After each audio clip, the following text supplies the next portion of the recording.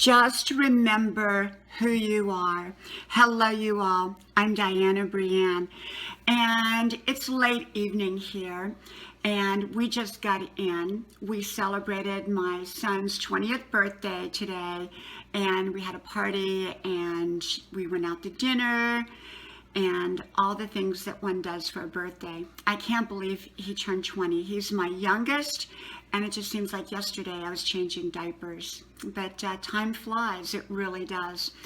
Anyhow, I just wanted to jump on here before I start my college homework. I tend to work best late at night after things are a little bit quieter. And as many of you know, I went back to school at 62 years old to be an eternal learner, not to get a second career. But I've taken on more than full-time classes, and I'm taking on some harder classes for me and requiring a lot of projects and a lot of homework. And so I spend a lot of time with the books each evening. As you know, the way I wind my day down, and usually I'm up to about 2 or 3 o'clock in the morning. And so I'm getting ready for that, and I'm going to have a cup of hot tea. Maybe that'll give me a little energy, and because I've been up since early this morning. And I love school. It's very exciting for me. You know, my classes are a little bit hard for me and a little bit challenging. Last night I was up late trying to figure out how to do these projects that I had to turn in, and I had no idea how to do them, but I remembered who I was. I remembered that I could do it if I put my mind to it and my focus to it and held to it. And I did, and I actually got a pretty good grade on it, on the projects. And so this is what I think. I think we have to remember the good in who we are. We have to remember our strengths, you know, our strong points. So often people look at their flaws and their weaknesses and all the things that are not right in their life, or that they think is not right in their life, and they focus on those. And I'm not saying that we shouldn't acknowledge our flaws or our challenges or correct things that are, you know, that we're not doing right. Absolutely, we should. But that's beyond correction. We should not put our focus there. We should put our focus on our strengths and go in that direction, in my opinion. And so for me, I have to sometimes remind myself just who I am, that I'm this strong, amazing person, that once I apply myself and put my focus where it needs to be, then I can achieve what it is that I want. And so I hope for you that you remember who you are, that you are an amazing person, and that if you make a decision and it's a right thing for your life, that likely you can achieve it if you apply the focus, the time, and the energy to what it is that you want. Just remind yourself who you are. Remind yourself of the things that you've succeeded at in life. So often people look at what they've failed at in life rather than what they've succeeded at. But I believe in looking at what we have succeeded at and remind ourselves that we achieved it then and we can achieve it now. Just because this is a new experience doesn't mean it's any different than the one from before. We can achieve what it is that we want if we remind ourselves of who we are and we apply the best of who we are to achieve it. So I just thought I would jump on here tonight to remind you that, because I have to remind myself of that a lot too, because taking these hard classes for me, I have to remind myself of the things that I overcame in the past in order to achieve those things, and how good I felt once I achieved them, and that I know that I can achieve what I'm doing now. And so it just takes my focus, my time, my energy, and my belief in who I am. So always remember to believe in who you are, okay? Well, I hope you subscribe to my YouTube channel, and I got to get started here. So I wish you a great evening, a great night, and I hope to talk to you soon again. From my house to your house, God bless you, and I'll talk to you then. Bye-bye. What do you do when you get tired and worn out?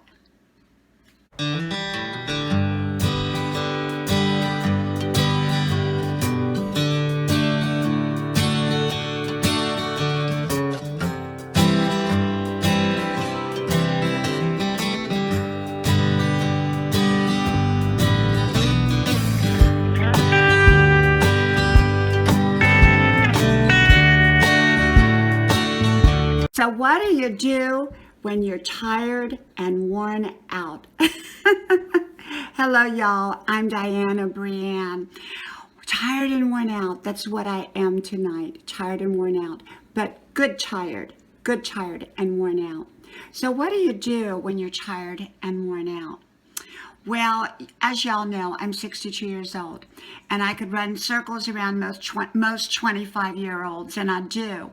I go to college at age 62.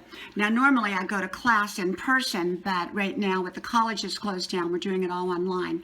But I have a tremendous amount of college work, and sometimes I'm up till 2 o'clock, 3 o'clock in the morning doing work and projects. But it's all good. I love it. It's wonderful. But I can get really tired and worn out. So what do you do when you get tired and worn out? You go take a bubble bath. And that is what I'm getting ready to do, is to go take me a bubble bath. And, you know, sometimes you just got to chill out and just relax and just do nothing. You know, I don't believe in exhausting myself. Tired and worn out is different than being exhausted. Exhaustion is a couple steps beyond tired and worn out. So I never let myself get exhausted. I always pace myself, and I do take on a lot. And I let myself get tired, you know, but it's good tired, not bad tired. Bad tired is where you're worn out and you didn't accomplish what you wanted to accomplish and you're not very happy and you're just totally exhausted. Good tired is where you've accomplished a lot. You're pretty tired and you want to go take a bubble bath and just relax and savor the moment. And that's where I'm at. So, you know, some people take on too much and then they're exhausted and they're frazzled and they don't know what to do and their relationships go bad. They make mistakes, they make blunders, they mess up their finances. And so I don't believe in letting myself get to that point. So when I get tired and worn out, I just go take a bubble bath. I really, really, really do. And so I believe in taking care of who we are. And I believe that when we get too tired, that's when we start to decrease our productivity. And I think often we're just so much better off just to go take a bubble bath and just relax, or whatever you do to relax and chill out and just, you know, rest your body, rest your mind and all of that. So I'm going to go take my bubble bath. And, you know, when I was growing up, we had Mr. Bubble. And it came in a bottle and it came in a box. And I loved Mr. Bubble. I'm going to have to go get me some of that Mr. Bubble and put it in my bathtub. So remember, what do you do when you get tired and worn out? Go take a bubble bath. Well, from my house to yours, may God bless y'all. And I'll talk to y'all soon again. Bye-bye.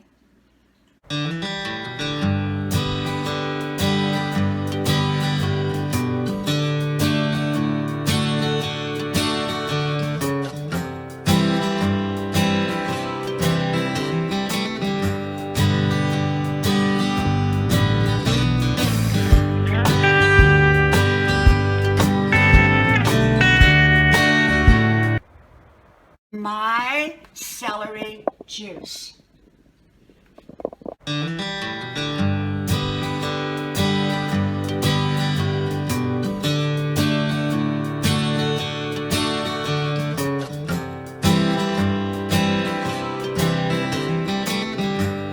My homemade celery juice, and this is my celery juice I just juiced today. And I love, love, love my celery juice. And over here, I just made a homemade pizza for my family.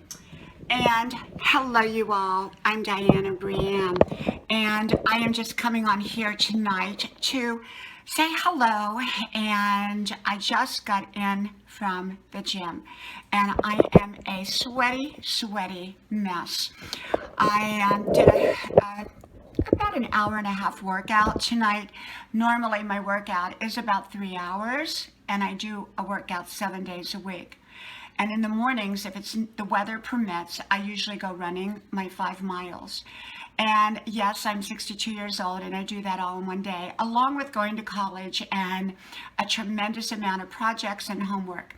But that's not what this video is about. And I just wanted to show you my celery juice over there, if you can still see it, I guess. And I drink that every single day. and I have been drinking celery juice for, I don't know, about 10 years. Yeah, about 10 years.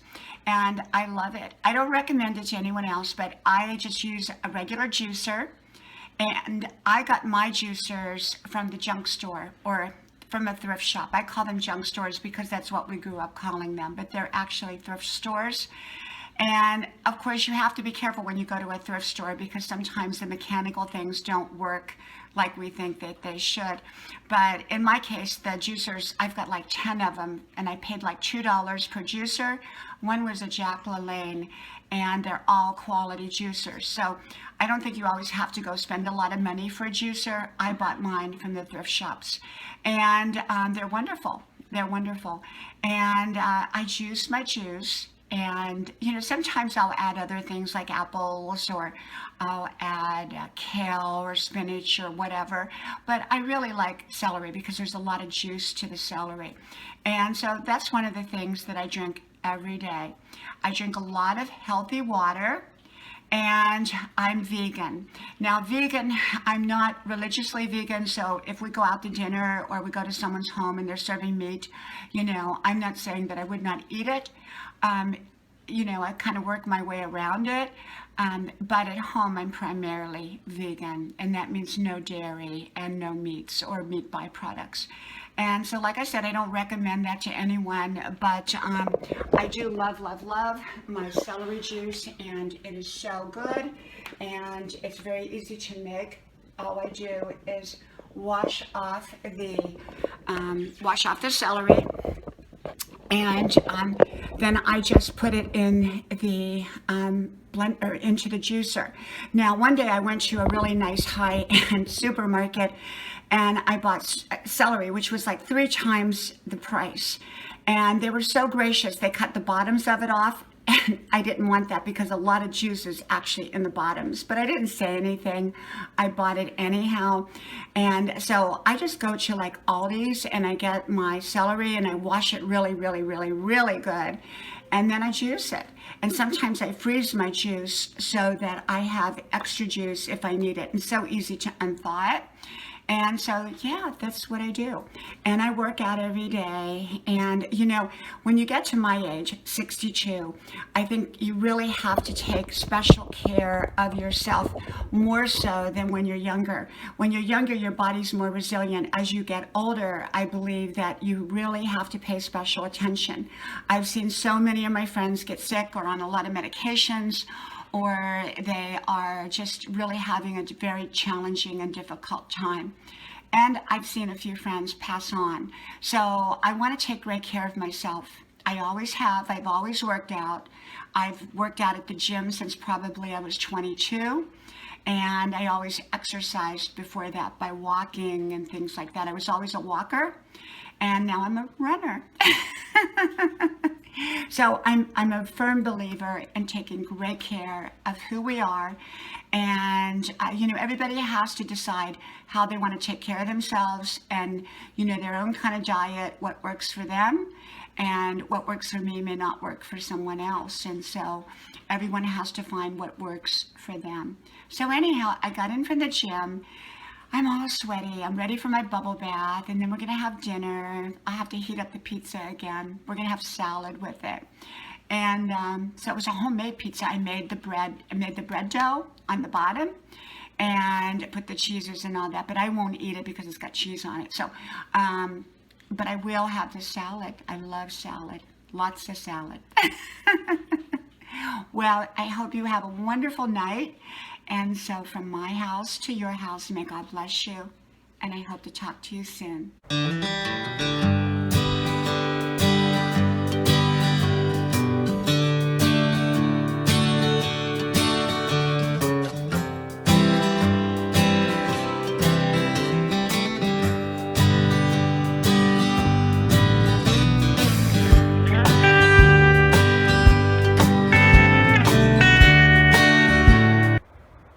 Why being nice can take you that extra mile.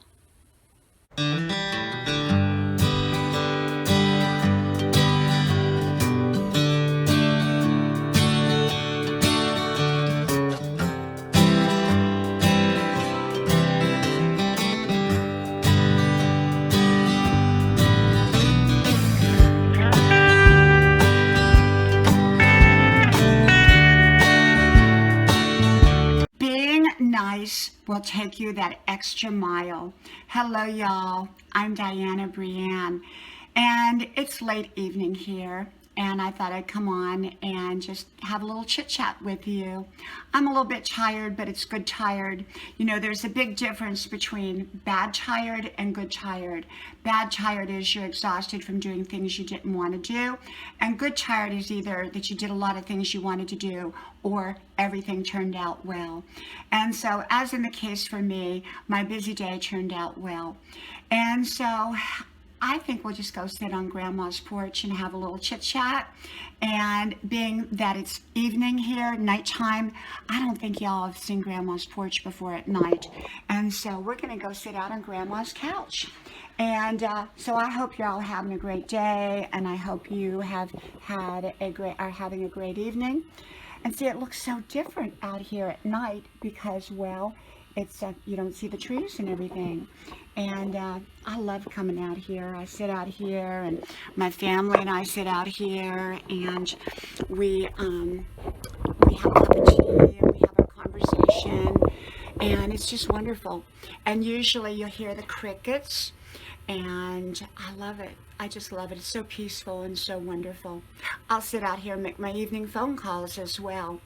Well, I got to thinking about being nice, and how it kind of concurs with today is how my day turned out. My day could have turned out a lot different. But because I think I'm really nice, and I'm really nice to people, and I'm genuinely nice, it can make all the difference in how things turn out. Well, last night, my internet went down. I was loading my videos, and I noticed that they weren't loading. So I called the internet company, and they said, oh, it'll be fixed shortly. Well, shortly turned into 12 hours. And our modem went up at 6 o'clock in the morning, but the router didn't. And so back on the phone I got, calling them back and forth. And I was up half the night because I was hoping that the internet would come up because, well, you all know I'm a college student at age 62, and I have a lot of schoolwork. And it's all online now, being that we don't go to college because of everything being shut down. So I didn't get a lot of sleep, and I got up, and then they told me, well, take the box over to the internet company, which you did, and they weren't open because everything's shut down now. So then they sent out a internet man, but that wasn't till later in the day. And in the meantime, I went out and got this thing called Hotspot, which is wonderful, wonderful, wonderful. You link your cell phone internet to your computer. And it doesn't go as fast as, like, say, your high-speed internet, but it's really, really good. And so it's a great backup. I wouldn't suggest it, to use it all the time, but as a backup, it's really, really great. And so I got that, so I had to learn how to use that. And I came back home, and finally the internet man came, and he was wonderful, absolutely wonderful. And he took his time, and he spent a lot of time working on the router box and everything, the modem. And he said, this is a systemic problem. A lot of people are having this, and the company doesn't know why it just happened. It happened like a week ago for a lot of people, and ours was just affected last night. And so he said, there's no way we can get your internet back up and running right now. And then I just kept saying, well, can you try this, and can you try that? And he was so patient with me. And in that conversation, I was really nice. I offered him, a bottle of water. I'm always, very hospitable when people come to my home. I either offer them food, a light snack or something. But in this case, a bottle of water, just some small gesture. And we got talking, and he said, well, you know what? Maybe if you go to the store, you can get a router. Well, most of the stores are closed now, but we happened to find one that was open. So my son went, and he got this router, a really good router, too. And we solved the problem. This young, wonderful technician solved our problem through his suggestion, and he even stayed to help us connect it up. And that wasn't really part of his job because it wasn't his company's router, but he helped us, and he was wonderful. And we got it all connected, and now I have internet again. Yay!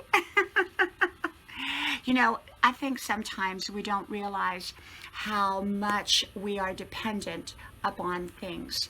And for us, I think most of us are pretty dependent upon the internet. I mean, for me, I go to school, I go to college, my son goes to college, and it's all being done on the internet right now. Even when we do go to the in-person college, we still do so much of it on the computer and on the internet. People do their bills on the internet. They, socialize. They get their news. I mean, they get their information. Everything seems to go with the internet now. And so I realized how dependent we are on the internet. So anyhow, it was a very, very busy day, and trying to get all this straightened out. But I was determined, and I wasn't going to settle for just, not having internet for a long period of time, especially with everything being shut down and most of us going to be at home, and here I make YouTube videos. What am I going to do without internet? So anyhow, it all got solved, it all got resolved. But the point I'm making is I was really nice. I was really nice to him, just talking and being pleasant. And he went that extra mile for me. He didn't have to tell me, hey, you can go to the store and get this particular router. He didn't have to do any of that. That wasn't really his job. But he did out of probably because I was just nice and he liked me as a person. And even like when I went to the cell phone place to get the hotspot hooked up, the girl was really, really nice to me because I was nice to her. So what I'm basically saying is, if you're really nice and genuinely nice, there's flattery, which is self-serving, and it's not sincere. But if you give genuine compliments and you're kind and you're thoughtful and you're hospitable, meaning you do kind hospitality, like things like offering somebody a drink of water, a soda if you drink sodas. I don't drink sodas, but you know what I'm saying. Just some small gesture can bond you with another person, that they'll want to go that extra mile for you in life. And so often people want to go that extra mile for me because I'm nice. I'm genuinely nice. And I go that extra mile for them too. Well, I think I'm going to go in and take a nice bubble bath. I love my bubble bath and just relax a little bit. So I thank you all, and I hope my internet stays up, and starting on Monday we're all kind of more closer to home. I don't know what it's really called, but we're all supposed to stay home unless we have to go out and do something important, whatever important happens to be. And I don't mind staying home. I'm an artist, I'm a writer, I cook, I have a family, I have all kinds of things I love to do, so I'm good with that. So anyhow, well, may God bless you all, and I'll talk to you all soon again, okay? So from my house to yours, from Grandma's porch to yours, may God bless you, and I'll talk to you then. Bye-bye.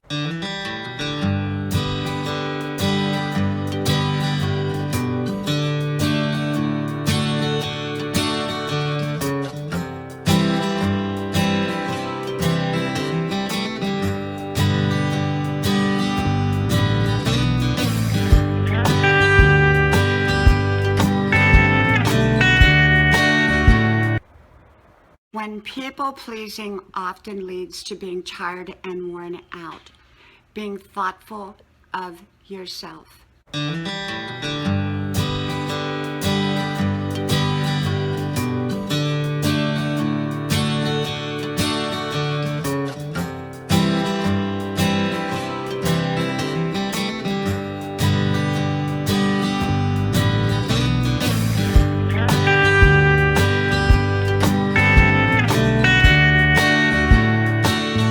Stop trying to please everyone, otherwise you may wear yourself out. Hello, y'all. I'm Diana Brianne, and I got to thinking today about people pleasers, those people who consistently day in, day out put their own needs behind everyone else's needs.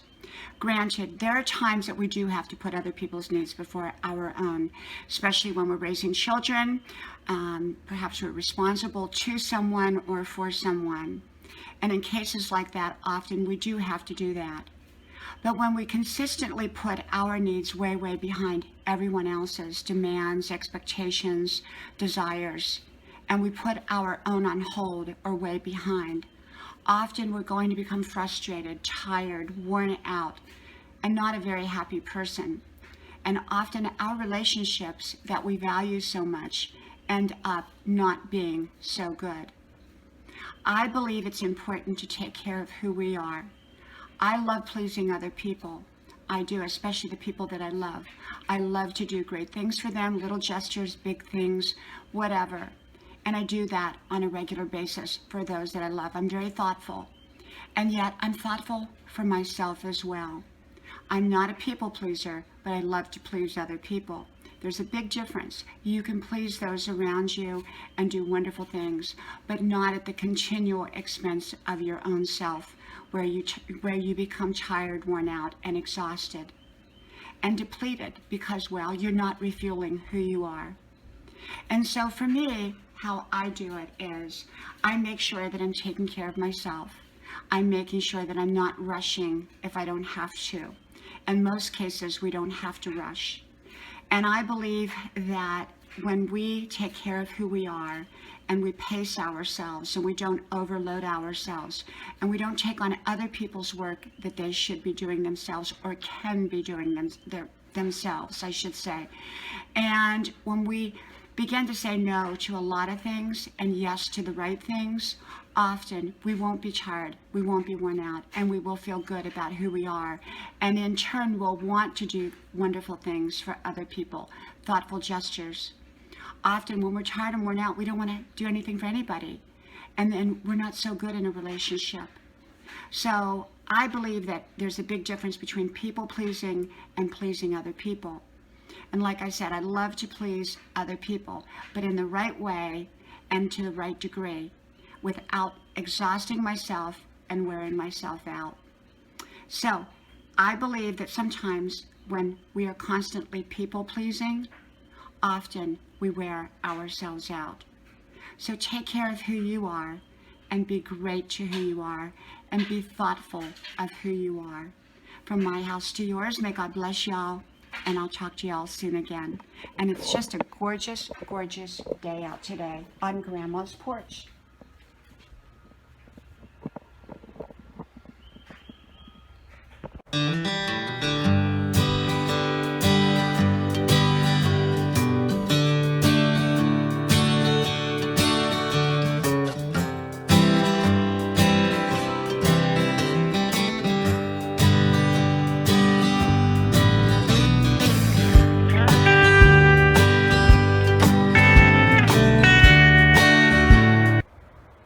Don't let someone burst your bubble or throw cold water on your dream.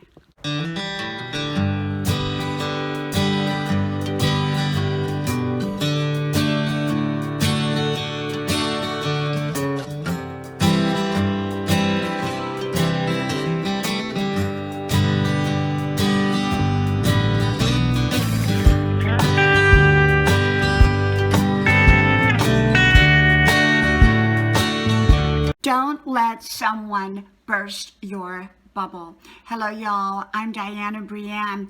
You know, have you ever had someone just come along and it felt like they threw cold water on top of you? Well, I think we all have. I know I have.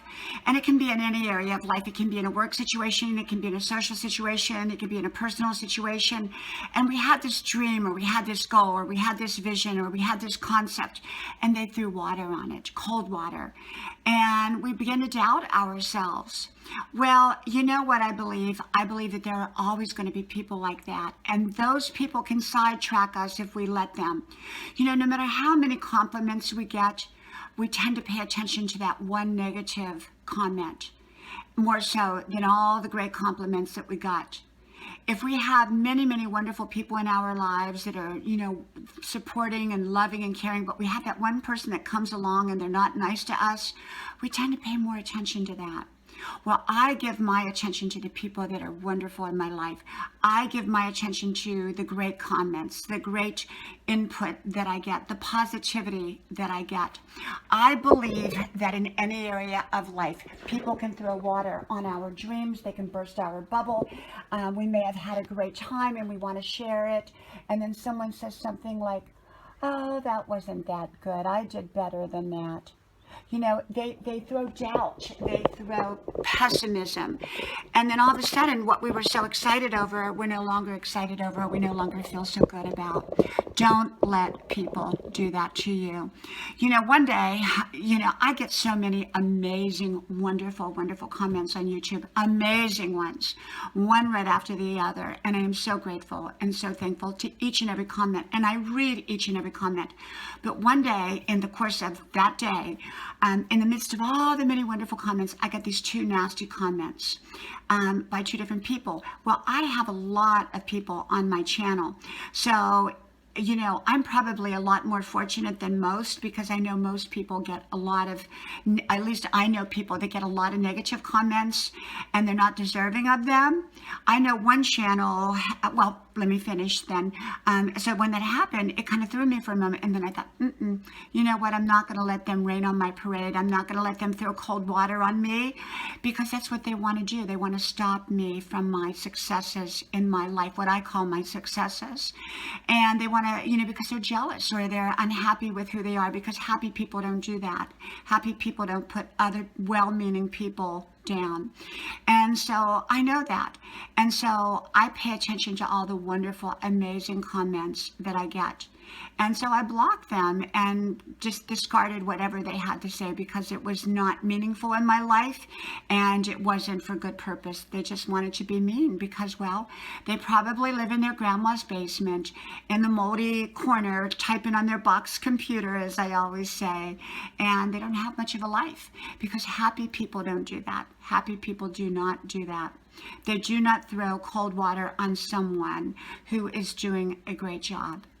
And so if someone throws cold water on your dream, on your goal, on who you are, on your happiness, on something that you've experienced and you're sharing, and they go, oh no, that's minimal. I did so much better. And I've known people like that. I've known people that had to top everything that someone else did. At least they had to pretend like they were topping it, or they would put it down. And so I don't want to be around people like that. And so fortunately on virtual media, we can just block them. In person, it's a little more challenging, but I don't give them any mind. I just pay them no mind. That's one of my sayings. I pay it no mind. And so if you get one of those sayings from me like, well, I just didn't pay it no mind, that's my polite way of saying, you know, I'm not going to listen to you. So anyhow, we are having this beautiful day out here today, and I'm just loving it. And so I hope you're having a wonderful day. Much love to y'all. May God bless you, and I'll talk to y'all soon again. Bye-bye.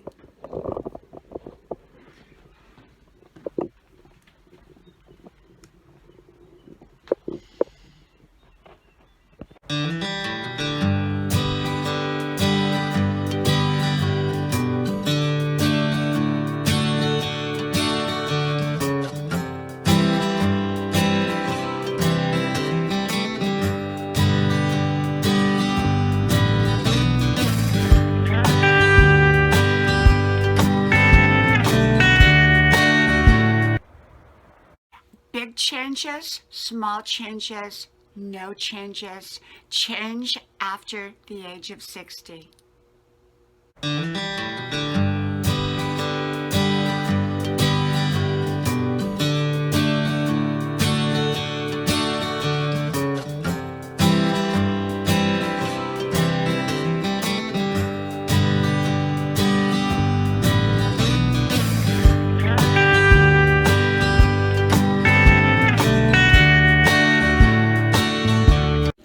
Big change, little change, no change. Change after the age of 60.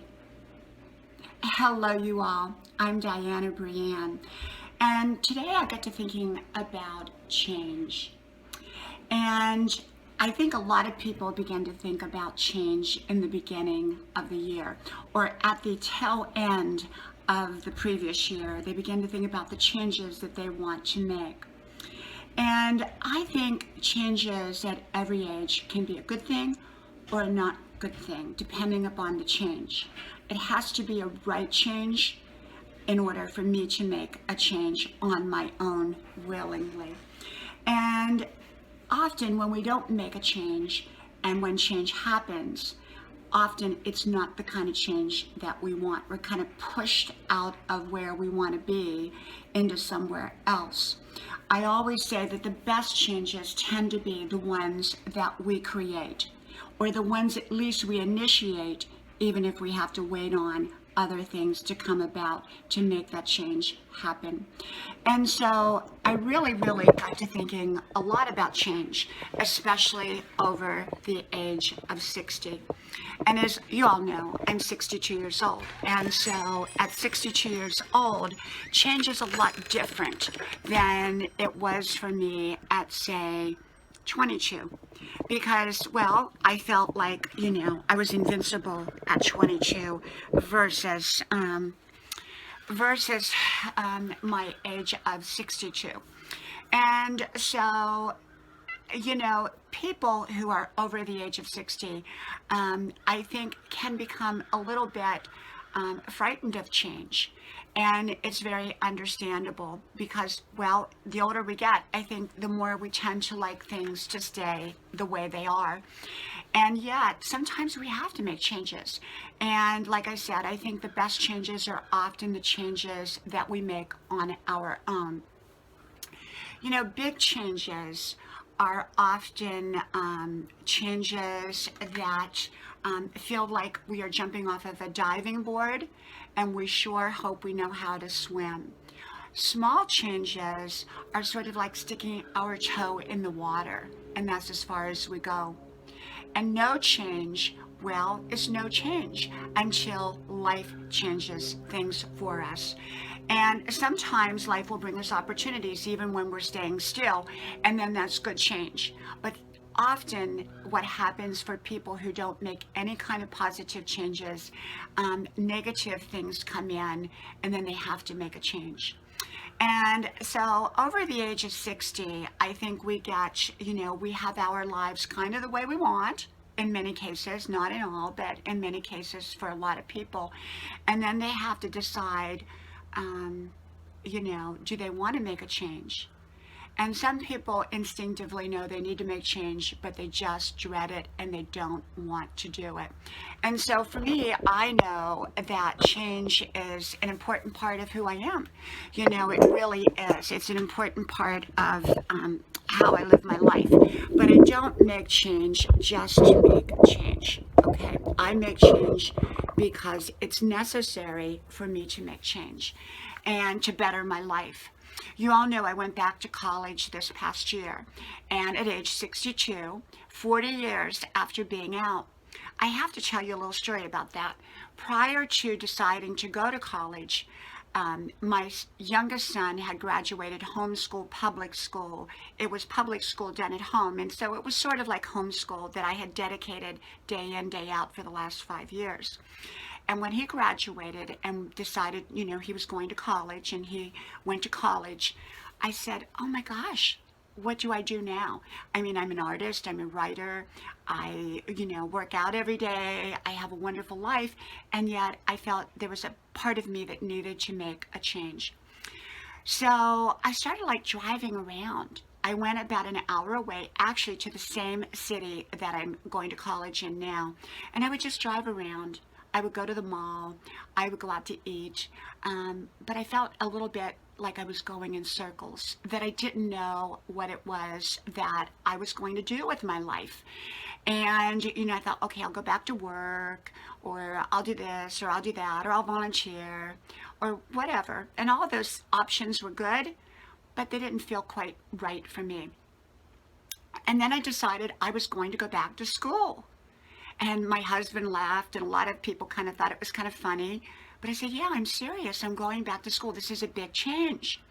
Well, I had to decide what college, and then I had to go enroll, and I had to get transcripts from high school, and that was unbelievable because my high school, I had a problem getting the transcripts, and so we had to go through all those little hurdles, and then I had to take the testing and meet with an advisor to decide what classes I was going to take, and I had no idea. And then actually when I started the classes, they were so different than how I remembered college. There were codes that I had to have to get online, and just so much. So that was a big change for me. But before that, I had gone around and around and around in circles. And so I have to tell you that I love being in college. That change was well worth it. And at first I felt, I was unsure. I ran into so many roadblocks. I pretty much came close to throwing in the towel of going to college. I was uncertain if it was the right choice. But once I got into college, I then got a scholarship, which was unbelievable. At 62 years old, getting a scholarship. And so I made that change. That was a big change for me. It felt like I was jumping off a diving board, and I had to recheck and think, did I know how to swim? And I do. And, but then there were small changes, like I joined the gym. Now, this is the same gym that I had belonged to 5 years prior, but I got so busy, I quit going.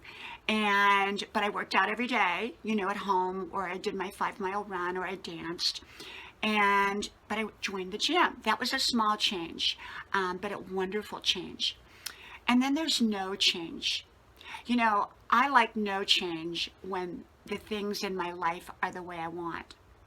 I had this dream last night that we bought a house in an old neighborhood that we used to live in. And as soon as we bought it, I was, oh my gosh, why did we buy it? I miss my house. I love this house. And I said, why did we change houses? That change should have been no change. Even though it was a dream and it wasn't for real, there's times to make no change. And then there's times to let change happen, in my opinion. And so for me, sometimes I let change happen. And I just wait on that change, especially when it seems like I can't make the change happen on my own. And sometimes we're in a holding zone. And I feel like sometimes, we're waiting. We're just waiting. We're waiting for what it is that we want. And so I do think change after the age of 60 is a little bit more challenging than it is at the age of, say, 20 or 30, because, we feel like we can rebound. We feel like we can, if things don't go the way we want, we have time to rebound. Well, we still have time over the age of 60, hopefully. And yet, I think, not as much time as we would have had if we were 20 or 30. So I think people who are in my age group face that fear of making change. A lot of them do, not all. And so I try to make big changes that are right for my life, and the smaller changes I'm more willing to make, and sometimes I make no changes, okay? Well, I thought I would come on here to make a short video, and I hope you're all doing well, and I hope you all subscribe to my channel. Well, from my house to your house, God bless you, and I hope to talk to you soon. Bye-bye.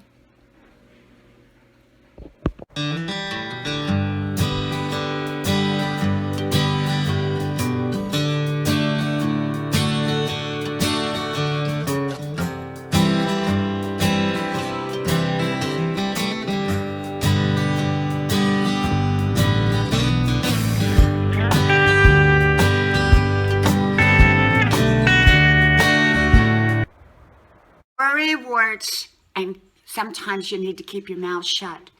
If you can't control your words, you might not be able to control your life. So control your words.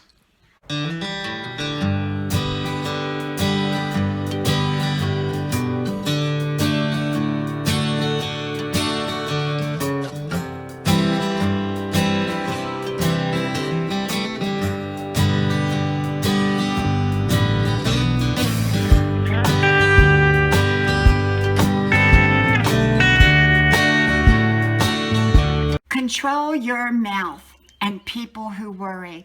Hello, y'all. I'm Diana Brienne. Well, we're just having another beautiful, beautiful day out here today on Grandma's porch. And I did my 5-mile run, working in the garden, being outside. I just love it. You know, I sit out here and I just enjoy this beautiful, beautiful, beautiful day. And I hear the birds chirping. But they don't chirp when they're supposed to chirp. Well, you know, I got to thinking about control your words. You know, people who cannot control their mouth often cannot control their lives because, well, when they let anything just come out of their mouth, often it digs a hole pretty deep, so to speak. And so I believe that we have to control what we say.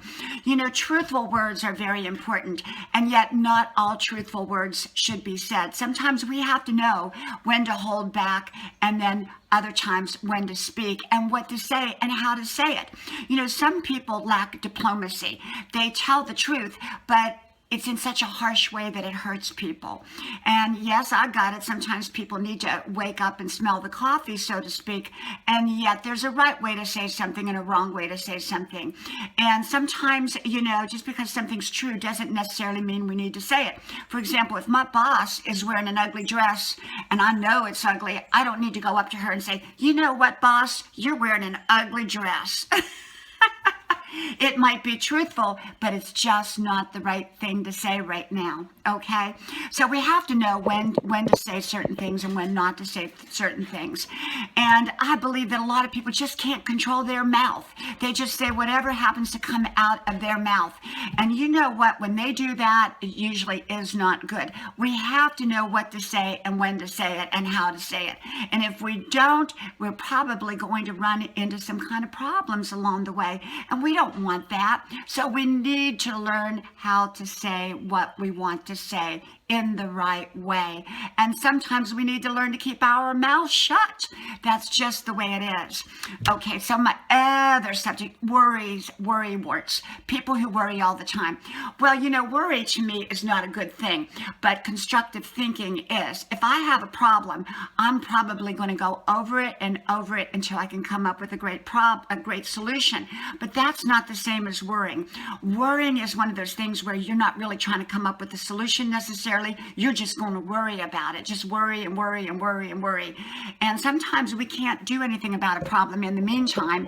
And sometimes we have to let it go for the meantime and let our minds rest and let our thoughts rest.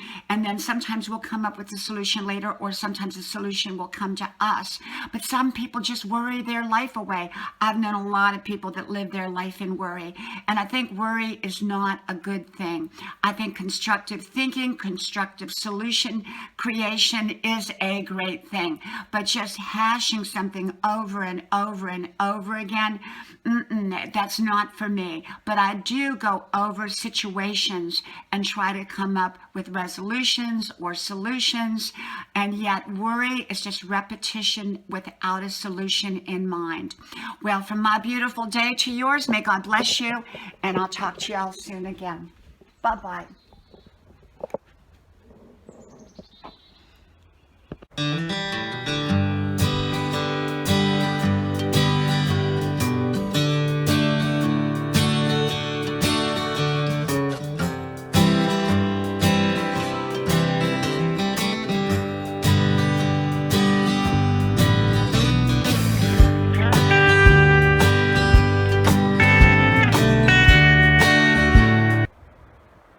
Blabber mouth. Hello, you all. I'm Diana Brienne. And I got to thinking today about people who are blabbermouths.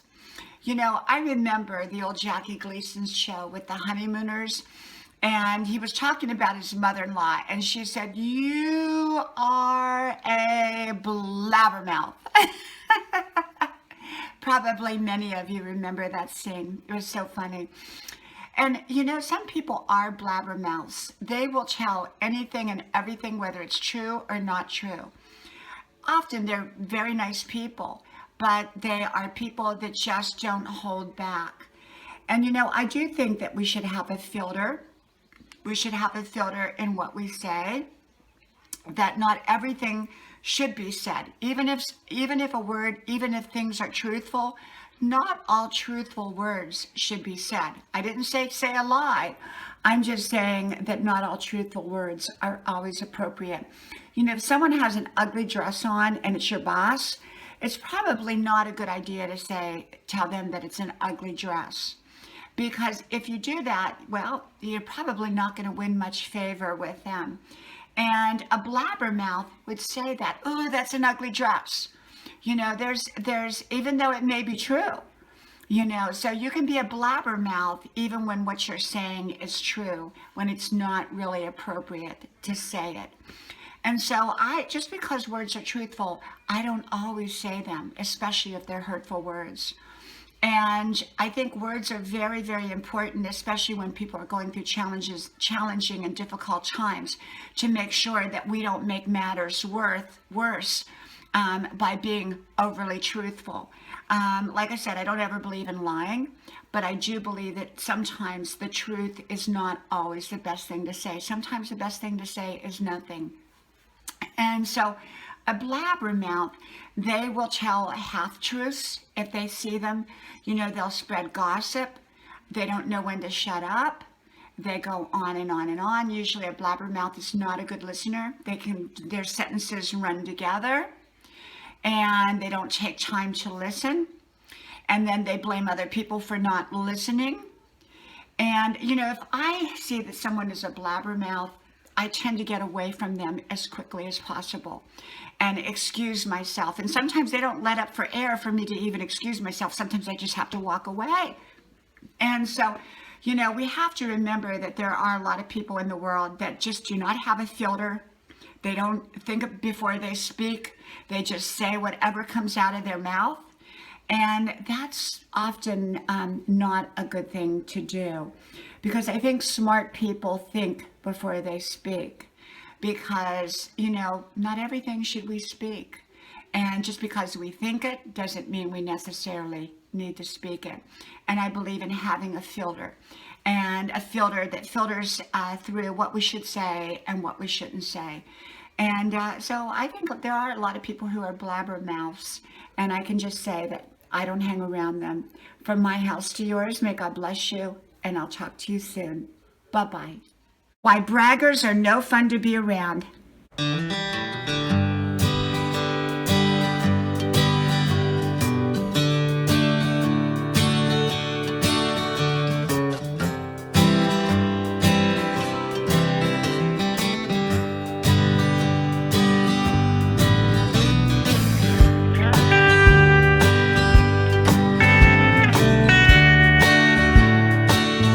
The bragger, people who brag.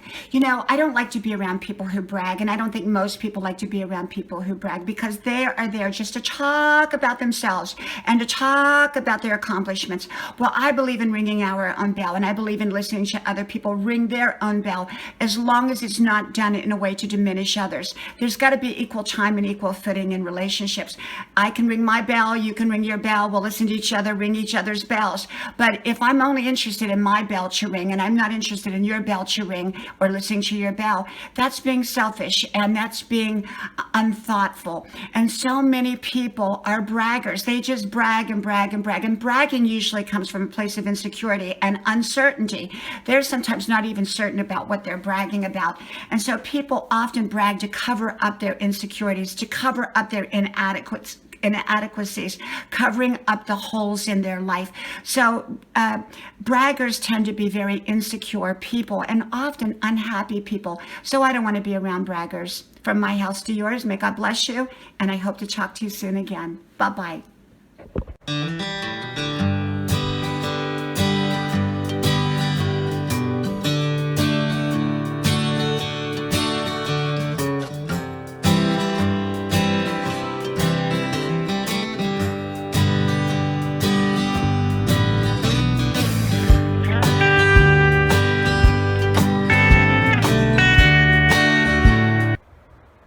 Breakthroughs when something really good happens for you. Hello, you all. I'm Diana Brianne, and I got to thinking about breakthroughs today. You know, those are times when we've worked so hard and prayed so hard and wished so hard and hoped so hard, And it took a long time to get to where we wanted to be, or have the problem solved, or achieve the goal that we wanted.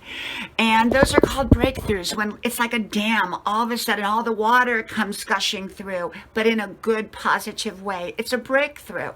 And, there's relief when we have a breakthrough, and such gratitude when we have a breakthrough. Often we value things so much more when we've had to work hard to get to where we want to go.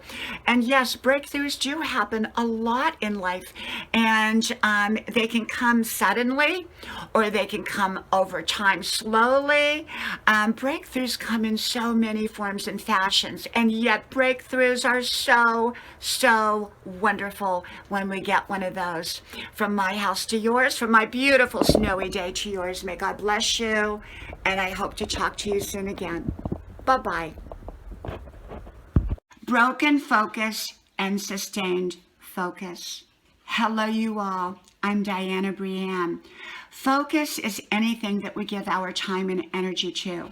Broken focus is anything that we take our time and energy from. Sustained focus is continual focus.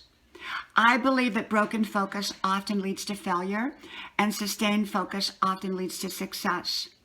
I believe that some things we do maintenance focus on. That means we at one point gave it sustained focus, and now we give it maintenance focus to keep it where it's at. Generally, when we give something maintenance focus, it doesn't progress to the next highest level, and yet it doesn't diminish. And yet, if we quit giving it focus, it's likely to begin to stagnate, get stuck, and then diminish and go downhill. If we give something new focus, often we can take it to the next level. So often we see people who start jobs, and they just love that job, and they give their whole focus to that job, and they're very, very successful on it, until they quit giving it the same amount of energy, and they just start giving it maintenance energy, and then it kind of just levels out. And then they give it less and less energy, and then they become dissatisfied with that job because, well, things are not working quite as well. But it likely has to do with the amount of energy they're giving to it. It can be in a relationship. We've had this amazing relationship. We gave our 100% to it, and now we put it on maintenance. And so it's good, but it's not getting to that next level. And then we begin to give it less and less energy. And at that point, when we give it less and less energy, we get less and less positive results. And so we begin to see it kind of gradually go downhill. And then we wonder, when we're downhill, what happened? It's likely because we quit giving it the kind of energy that we once gave it. So for me, I believe in having a handful of things I focus on, and beyond that, everything else gets, well, whatever kind of focus I can give it if I'm available to it. And yet the priorities that I have in my life get my focus, and each priority gets a different level of focus because each priority has a different need. And so for me, I believe that sustained focus will get me to success, and broken focus will take me away from the success that I want. So I am very selective about what I give focus to and what I focus on, and to the degree that I give the focus, because I know that if I want to be successful, it's going to require my focus, sustained focus. I hope you subscribe to my YouTube channel, and I hope to talk to you all soon again. From my house to yours, may God bless you, and I'll talk to you then. Are you a person who builds things up or a person who tears things down?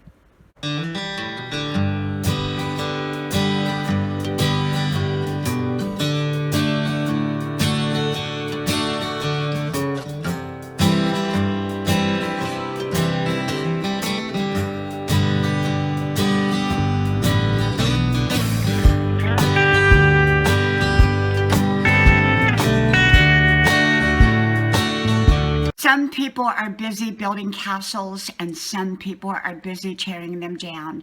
Hello, y'all. I'm Diana Brianne. I believe that some people are creators. They're constantly in the mode of making and creating positive things. But there are also other people out there in the world that are more destructive. They tear things down. They take opportunities that they're given and they discard them and they throw them away. And other people who are often given very little make the most of what little they're given.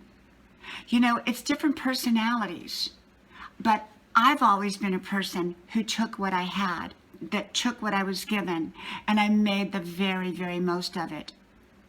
And yet, I've known people that were given so very, very much and just threw it all away. I think when people lack gratitude, often they don't take care of what they've got. Some people are jealous of other people, and if they see someone building something wonderful, they try to tear it down for them, rather than help lift them up, or rather than build their own something. Jealousy basically is, well, where a person is envious of someone else doing the work and making their life happen. They feel in some way they are not going to get what that other person gets because, well, likely they are not willing to do the work. You know, we all have our own blessings, and you may have a certain gift and talent that enables you to get certain blessings. But I have certain gifts and talents that may enable me to get other kinds of blessings. We all get different kinds of blessings, and so we should never be jealous of someone else's. One person's blessings may be different than another person's blessings.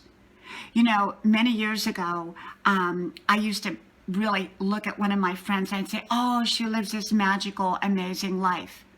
But what was funny was, at the very same time, she was saying that about me. And our blessings looked different than each other's, but we were both equally blessed. And so there are people that tear things down. There are people that build things up. Be a person who builds things up. From my house to yours, may God bless you.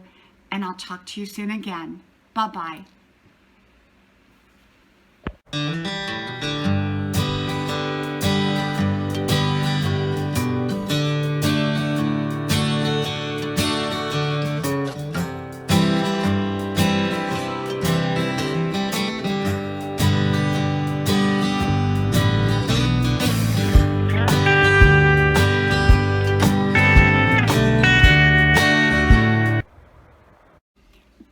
Building a shed. I want to build a shed and persistence. Hello, you all. I'm Diana Brienne, and I just got home from the gym, so I'm kind of a mess. I did a great workout, and long story short, I want to build a shed, but I have no idea how to do it.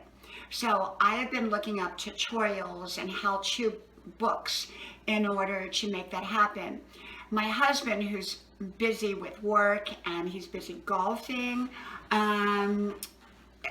just doesn't really want to build it himself. And so I told him, I said, well, let me try to build it. Of course, I think he's thinking about hiring someone to build it, but we can't just have a shed put on our property. We have one already, and it's a great shed, but it's filled up, so we kind of need another one. We have 2 acres of property, but there's covenants on our property as to what we can put on there and what we can't. So we have to actually have a stick-built shed put on there. So I've been contemplating building a shed.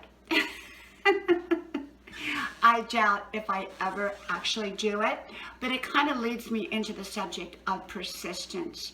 And I've always been a persistent person in the right ways, about the right things for my life. And I find that persistence is like passion. It's the fuel that is necessary to fuel big goals. Without it, our goal is not going to probably go anywhere. Passion and persistence are 2 necessary ingredients to making things happen. So if I truly want a shed, I may not actually build the shed, but we may end up getting somebody to build it for us, or maybe my husband will do it. And all these how-to tutorials, I can just let him refer them over to him, I guess. But yeah, so, you know, when you really, really want something that's important in your life, in one's life, I believe it's important to, when they're big dreams, to put our heart and minds into them. For me, going back to college at age 62, after being out of college for 40 years, took a lot of persistence, and I really, really wanted to make it happen. And I had several roadblocks in there. Number one, I had to pick a college, an hour away. And then I had to go through all the testing, and we had to get all the transcripts, and that wasn't the easiest thing to do after 40 years of being out of school. And then I had to see advisors and pick out the classes and decide, and all of that was so new. And actually, the way things are done now, so much of it is online and in person. Even the in-person classes are online to a large degree. So a lot of things are new, and it's a learning curve and a learning experience. But because I'm persistent and because I had passion behind it, I am making that happen. And so I'm going back for my second semester starting in January. Yay. And so yeah, big dreams, I believe, do require those two ingredients: passion and persistence, and gathering all the right information, surrounding ourselves with the right people, and making the right choices. So will I build a shed? Probably not. But will someone else build a shed for us? Possibly. Well, I hope you all have a great day. And I'm just in from being at the gym and doing a great workout, drinking my spring water. I love spring water. And well, I'm going to take a shower and then go relax. So I hope you're having a wonderful day, and I'll talk to you soon. From my house to yours. God bless you, and I'll talk to you then. Bye-bye. Can you tell if a person doesn't like you?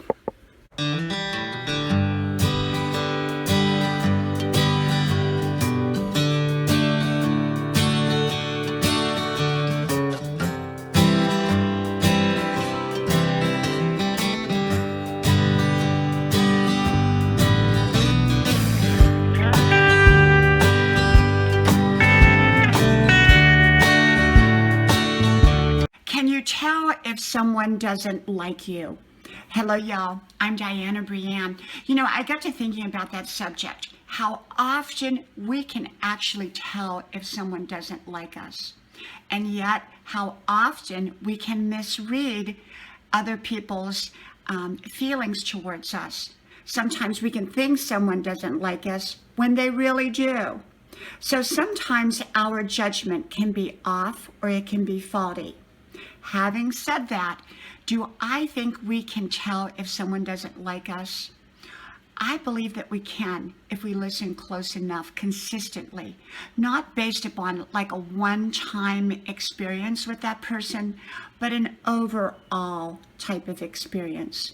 More than one experience, more than one time, I believe often we can tell what kind of judgment a person has made about us, whether they like us or not, even if they're being nice to us. You know, even being on social media, sometimes I can just sense, even in a person's comment, whether they really like me or really don't.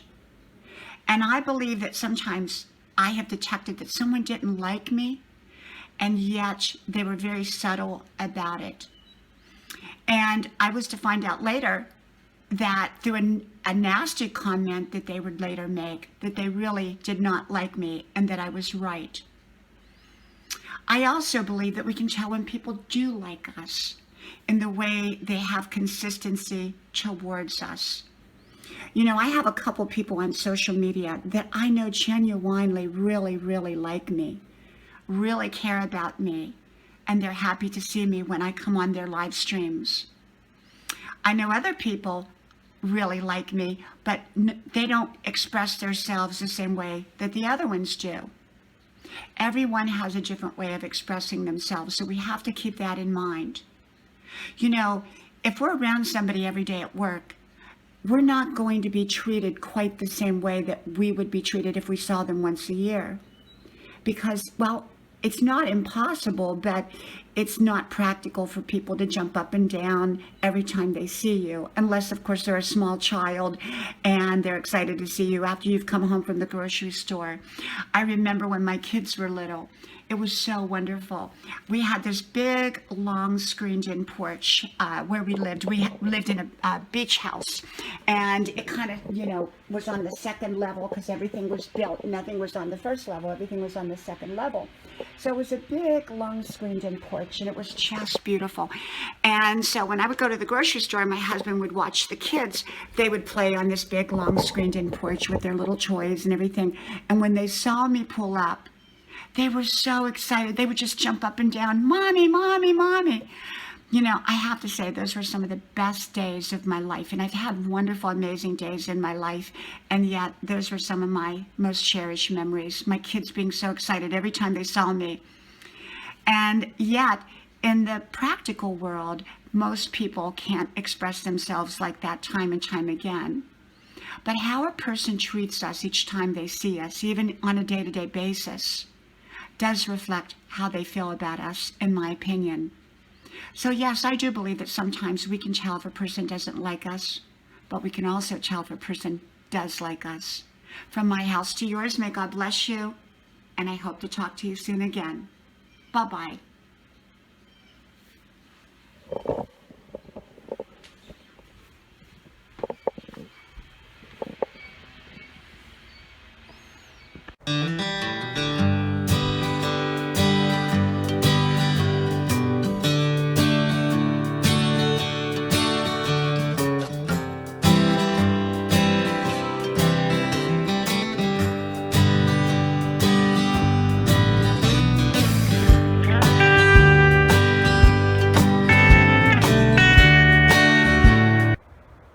Life is always changing.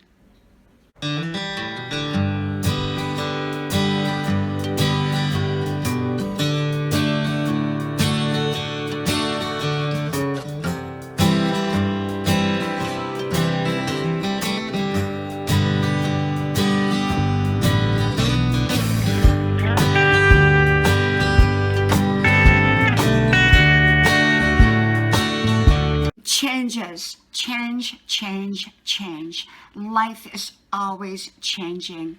Hello, y'all. I'm Diana Brianne. You know, I got to thinking about changes, that life is always in the state of change. And I believe that it's important that we learn the art of adaptation. Because when life changes, if we stay exactly the same, often it's not going to work to our benefit. So when life changes, often we have to kind of grow into that change, whatever it happens to be. The world is always changing. The environments around us are always changing. Even when things don't seem to change, things are changing. I believe it's important that we learn to adapt, that we learn to morph in a sense, that we learn to adjust to changes around us. I believe that growth can take place in almost any environment. Yes, some environments are better than others for us to grow and flourish in, and some environments it's more challenging. And yet, I believe in even a challenging situation, we can often grow and flourish. And yet, we have to adapt and change in order to do that. I believe that things are always changing. Life is always changing. Our relationships are always changing. People are always changing. Our jobs are always changing. Our neighborhoods are always changing. Life is always changing. And so if we think everything is going to stay the same, I think we're probably fooling ourselves, because it probably isn't. And if we continue to interact once those changes have taken place, if we continue to interact the same way we did before, often it's not going to be to our benefit. In other words, we have to adjust. If we go to work every day and then say that several people quit the job and new people came in, we have to adjust to new personalities. We have to adjust to a new work environment, in a sense, because the old co-workers left and new ones came in. So life is always changing, but we can flourish and we can grow and we can have a positive experience in nearly any change that takes place. We just have to learn how to adjust and adapt and make it to our benefit. From my house to yours, may God bless you, and I hope to talk to you soon again. Bye-bye.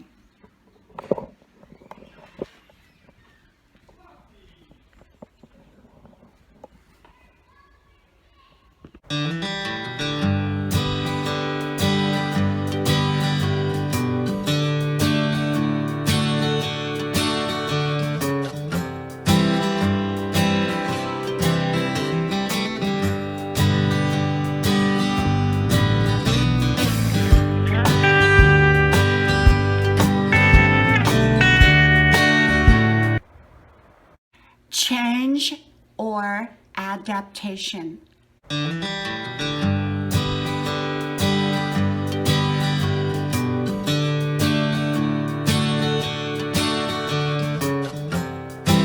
Change or adaptation. Hello, you all. I'm Diana Brienne.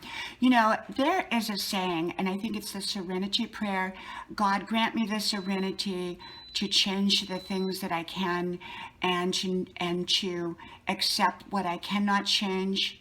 It goes something like that. I didn't quote it exactly right, and yet basically that is what it means, is God grant me the serenity to accept what I cannot change and learn to adapt to it. At least that's how I put my spin on it. You know, when there are things that we truly know that we cannot change in life, I believe that adaptation is a very, very important aspect or an important tool that we can use to create a great life for ourselves under those set of circumstances. You know, the importance is to know what we can change and what we cannot change. Some people use adaptation in a more negative way. They adapt to things that they are able to change for the better. They'll take negative circumstances and they'll stay there, even though, whether it's in a short period of time or a long period of time, they can make changes for the better. So I believe that in not applying adaptation for any length of time to a situation that we can change for the better.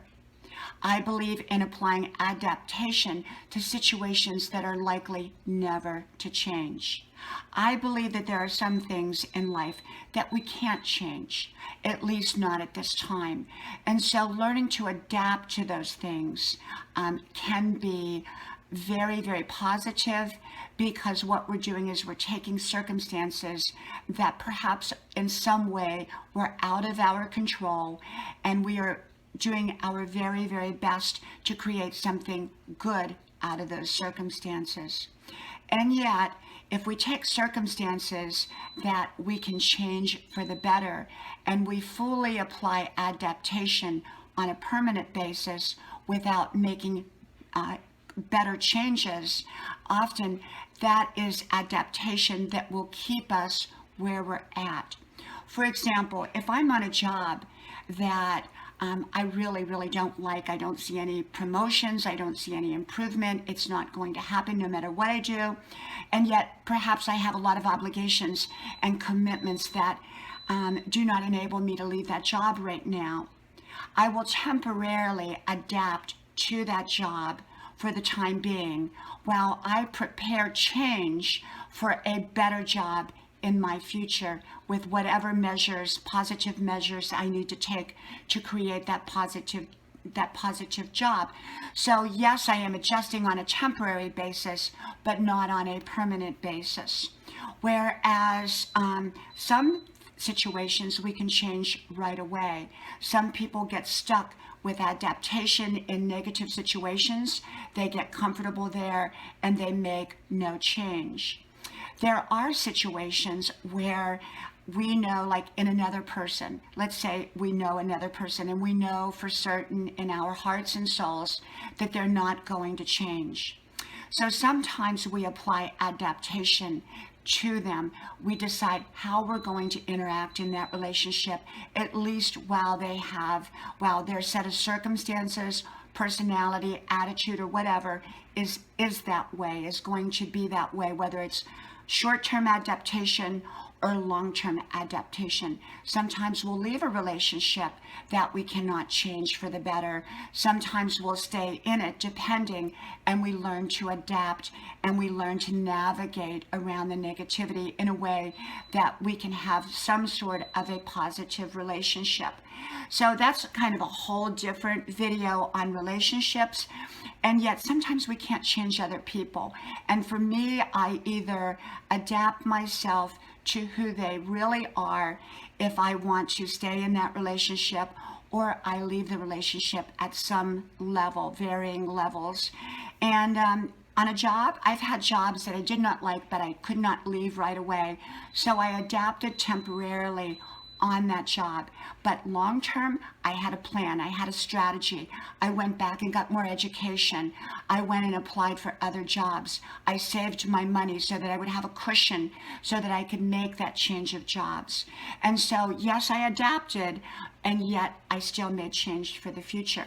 So adaptation can be a very good thing, and especially to changes that that are never going to change. Some things don't change and some things do.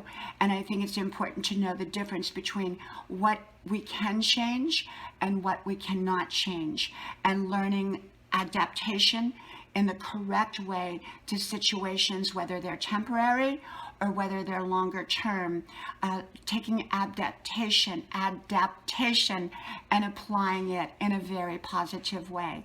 From my house to yours, God bless you. May God bless you. And I'll talk to you all soon again. Bye-bye.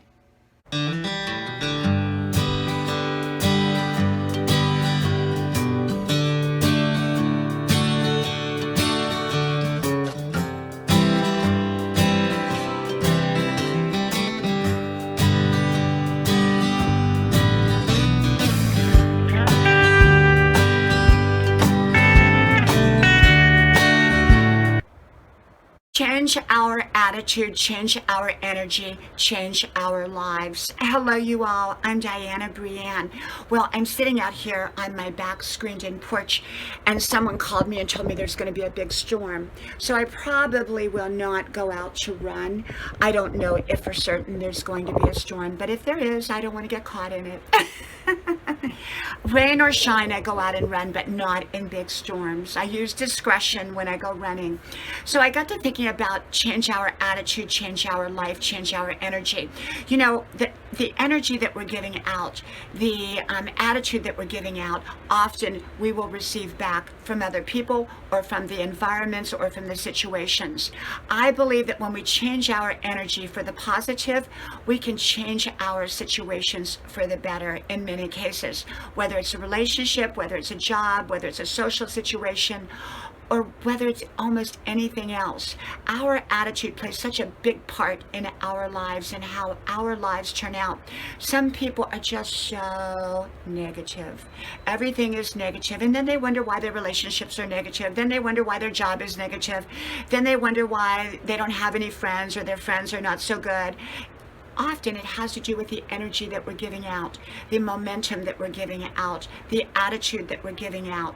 Because often that attitude, that momentum, that energy shapes the environment around us. If we go into work every day and we've got this negative spirit about the job, often the people and the environment will react negatively to us.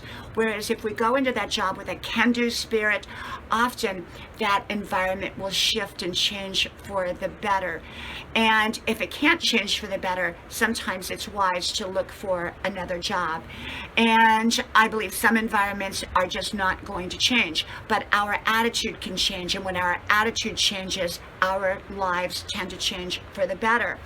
And in a relationship, if we have this, lackluster attitude and lackluster energy, often our relationships are going to lack luster. Whereas if we have energy and enthusiasm and positivity about our relationships, even one that has kind of gone negative, often that will turn that relationship around in a positive direction. Sometimes it won't, and in situations like that, we've got to decide, do we want to stay in the relationship or not stay in the relationship? Either way, we've changed for the better. Our attitude is a positive one. Our attitudes and our energy really do affect the environments around us. So I always work at keeping my attitude positive. When I get up out of bed in the morning, I have a positive attitude. What can I accomplish today that's going to improve and make my life better and make the lives around the people that are around me better? And I always think from a positive point of view. I deal with reality.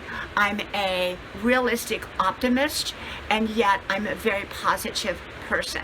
I'm a positive optimist. I believe in the can-do spirit. I believe in having positive energy. I believe in hanging out with people who have positive energy, because really and truly our energy will affect the people around us, and our energy, enthusiasm will affect our relationships, our jobs, our social situations, almost every area of our lives. Even our goals, our attitude can affect our goals and how we approach that goal. If we have the attitude, oh, I don't know if I can accomplish this, that kind of puts the brakes on it. But if we have the attitude of, I can do this, we're more likely to create a situation that we can make that dream goal or vision happen for our lives. So having a great attitude, having great positive energy is a wonderful thing. And I often say, change your attitude, change your energy, change your life for the better. From my house to yours, may God bless you, and I hope to talk to you all soon again. And I think we are going to have a storm. May God bless you. Have a wonderful day. Talk to you later. Bye-bye. People who are running around senseless.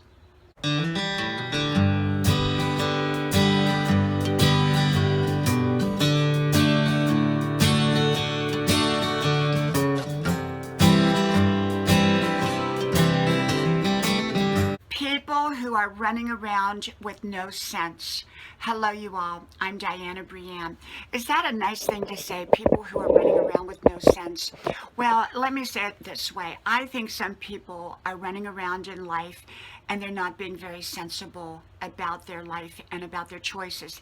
In many cases, they have no idea what they're doing. They're just running in circles continuously. Now, I am not opposed to running in circles. I think often before we meet up with our successes, when we're searching for answers, searching for solutions, trying to decide what it is that we want to do, sometimes we do go in circles. And that can be part of the success process. We just don't want to stay there.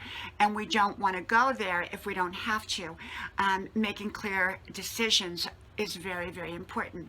But some people's lives, they have no clue what they're doing. They have no clue what they want to do. They're just running around in circles. It's just like their life is chaotic and it's confused, and they're just not making clear decisions, and they have no real direction in life. I believe that we all need direction. We all need purpose. And I believe that God puts us here, all of us, and we have a purpose. No matter what we've been through in life and no matter what we're going through in life, we have purpose. And our purposes can change, or they can stay the same, or they can morph and tweak and everything like that. But I believe we have purpose. And discovering our purpose comes throughout life. It unfolds over life, over a lifetime. As long as we have breath and we're living here, I believe we always have divine purpose. But some people never connect with their purpose in life. They're just being chaotic. And those people, I believe, are often unhappy. They're making senseless decisions, one right after the other. They're just going in circles. They don't know what they're doing. Their life is just chaotic. And so I believe, there are times in life where we do feel things are chaotic. We don't know quite what direction to take. And I'm not talking about times like that, but I am talking about a lifestyle of senseless living, meaning one does not have a clear purpose in their life. They don't have goals, they don't have dreams, they don't have visions, they don't have reasons for doing what's right in their life. And often those people connect up with bad habits, wrong choices, wrong relationships, and wrong situations, simply because they're not giving focus to a positive in their life. They're choosing negatives because often negatives are easy to choose from. There's a lot of them out there, and they're often a lot easier because they usually require very little or no energy. The problem is they have negative outcomes. Positive things often require right choices, being selective, and making right choices in life, and then giving the time and energy to those choices. And often people don't want to give time and energy and work. They're too lazy to do that, and they find their lives chaotic. They find their lives what I call discombobulated. It's just all messed up. Nothing is connecting. Nothing's going together. Their decisions are one wrong decision after the other, and then they wonder why life is falling apart for them.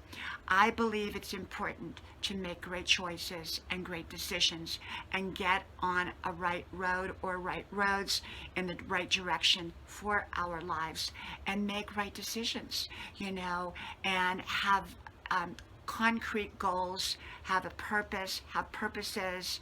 And if you don't know what your purpose is in life, sometimes look around you. And often a problem to solve can be a purpose. And usually our purpose is tied in with other people. We're often there in life to help other people in the right way. Not everyone are we meant to be helping. We're meant to help specific people in life. And we're meant to take care of who we are so that we can do that. If we don't take care of our own lives, likely we're not going to be very good in the lives of other people. So it kind of starts with us taking care of us and then working outward where we can spread love and joy and caring out to the right people. Well, from my house to yours, may God bless you, and I hope to talk to you all soon again. Bye-bye.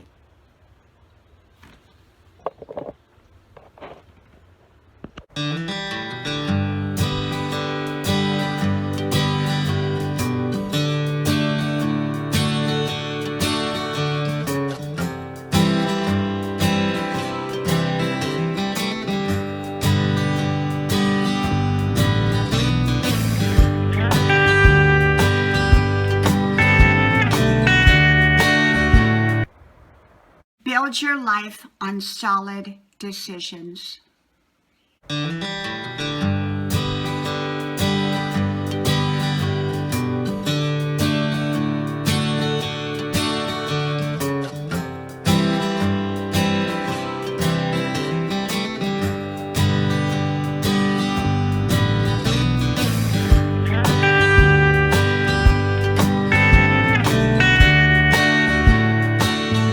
Build your life on solid decisions. Hello, y'all. I'm Diana Brienne.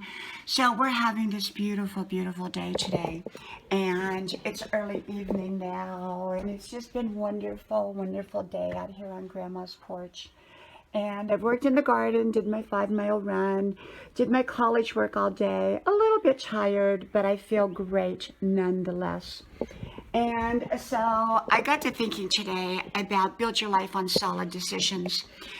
Some people expect their lives to turn out wonderful when they're building their lives on very flimsy choices and decisions, choices that they knowingly know that are probably not good choices, but yet somehow they expect those choices to turn out great. I believe that our choices and decisions do affect our lives. They can affect it in the short term and they can affect it in the long term. And sometimes we make short-term decisions that feel good, but long term they're not going to be so good.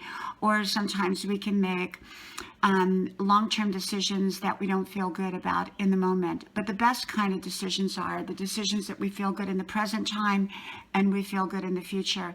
I don't like to forego my present for my future or my future for my present. I like both to be in harmony in my decision making. And so some people, build their life like the 3 little pigs, the straw house, the wood house, and the brick house. And I like to be the 3rd little pig that builds my decisions like the brick house, solid, sturdy decisions if at all possible. And so when making decisions, I see people who make just such flimsy decisions, and their lives are always in a state of disarray from one year to the next. Their life really doesn't change because their decision making doesn't change.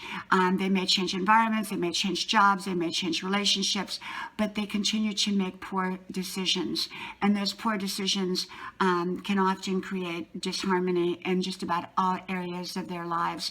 But I know other people that make great decisions, and they make great decisions even during tough and difficult and challenging times, and their lives tend to stand so much better, so much sturdy, and they tend to find the successes that they would like to have in life because they're making the most informed, best choices that they know how to make. And so I believe in looking at our choices and decisions and making great decisions in our lives. From my house to yours, may God bless you, and I hope to talk to you soon again. Bye-bye. Hello, you all. I'm Diana Brienne, keeping it positive. Well, I just made it into my college and I have a few minutes before I have to go into class. I drive about an hour to and an hour from to get to the college that I go to. And I love going to college. I really, really do. And when I decided about, I don't know how many months ago it was now, to go back to college, that was a big deal to me because not a lot of 62-year-old people go back to college. Most people are winding down in life career-wise and education-wise, and here I am winding up. And but I decided to go back to college, and I love it, and it's just absolutely been wonderful. A lot of work, a lot of work.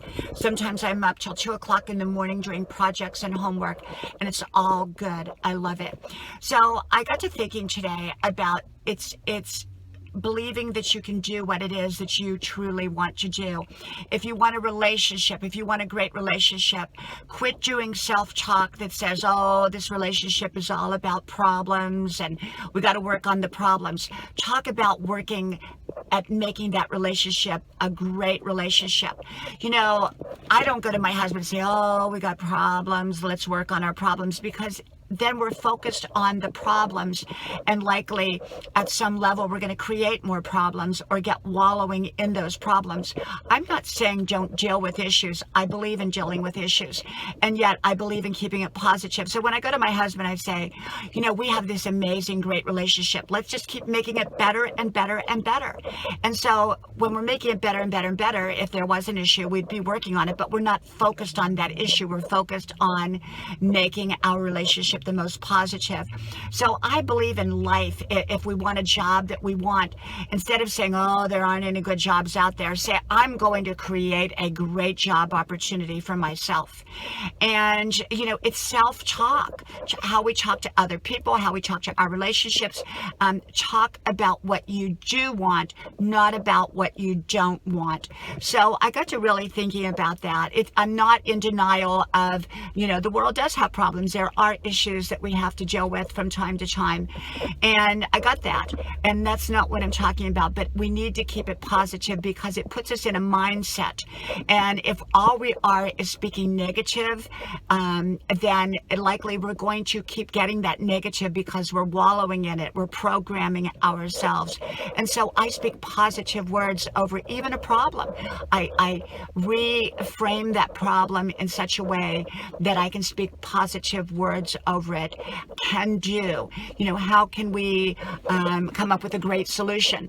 Not, oh, this is an awful problem. Yeah, there are problems, and sometimes we may say that, and I understand why we would say that. And yet, the importance is getting back to, oh, let's come up with a great solution that's pointing you in a different direction. So great self-talk. Self-talk is so very, very important. Okay. Well, from my truck to wherever you're at, God bless you. I got to get into class now, and I'll talk